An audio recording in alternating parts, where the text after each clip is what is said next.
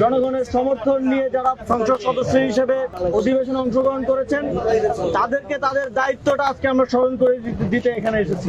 আমাদেরকে আজকে দাঁড়াতে বাধ্য করা হয়েছে।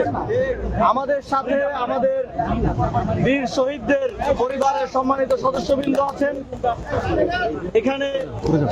আমরা আজকে জাতীয় নাগরিক পার্টির নেতা হিসেবে এখানে দাঁড়াই নাই, আমরা বাংলাদেশের জনগণের প্রতিনিধি হিসেবে এখানে দাঁড়িয়েছি, বাংলাদেশের জনগণের কথাগুলো বলার জন্য এখানে দাঁড়িয়েছি।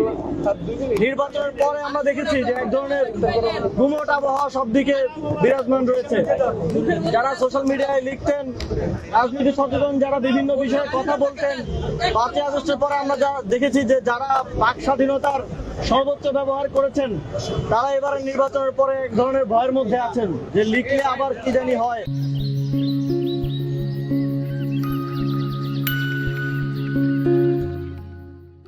অনেকেই আমাকে যারা অ্যাক্টিভিস্ট আছেন অনেকেই নক দিয়ে বলে যে ভাই এখন আবার লেখা যাবে কিনা, কথা বলা যাবে কিনা। আমরা মনে করেছি যে আমাদের তাদের প্রতিনিধি হয়ে দেশের যেই জনগণরা আবার নতুন করে কথা বলতে ভয় পাচ্ছেন তাদের প্রতিনিধি হিসেবে আজকে সংসদ অধিবেশনের দিন আমাদের তাদের কথাগুলো এখানে বলে যাওয়া উচিত। এবং তার সেজন্যই আজকে আমরা এখানে খুব ছোট পরিসরে আমরা এখানে দাঁড়িয়েছি এবং সংসদ অধিবেশন চলাকালে আমরা এখানে দাঁড়িয়ে থাকতে চাই। আমরা সংসদে যারা জনগণের ভোটে জনগণের সমর্থন নিয়ে যারা সংসদ সদস্য হিসেবে আজকে অধিবেশনে অংশগ্রহণ করেছেন তাদেরকে তাদের দায়িত্বটা আজকে আমরা স্মরণ করে দিতে এখানে এসেছি। সেই দায়িত্ব হিসেবে আমরা মনে করি 3টি অত্যন্ত গুরুত্বপূর্ণ বিষয় আজকে আমরা এখানে দাবি হিসেবে উপস্থাপন করছে। সংবিধান সংস্কার সভা পরিষদের শপথ গ্রহণ করে জুলাই সনদ অনুযায়ী গণভোটের সনদায়ন অনুযায়ী সংস্কার বাস্তবায়ন করতে হবে। এবং আমাদের দ্বিতীয় দাবি হচ্ছে, আপনারা জানেন যে জুলাই গণঅভ্যুত্থানে আমাদের প্রায় 1400 সহযোদ্ধা শহীদ হয়েছেন, প্রায় 30 সহস্রাধিক সহযোদ্ধা আহত হয়েছেন। পরিবার এবং তারা দুর্বিষহ জীবনযাপন করছেন বিগত 1.5 বছর ধরে।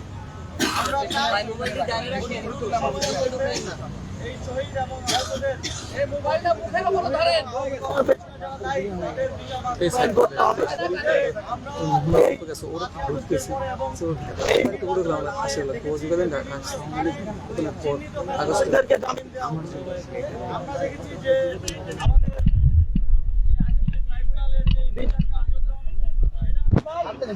ভাই কথাই শুনতেছি না।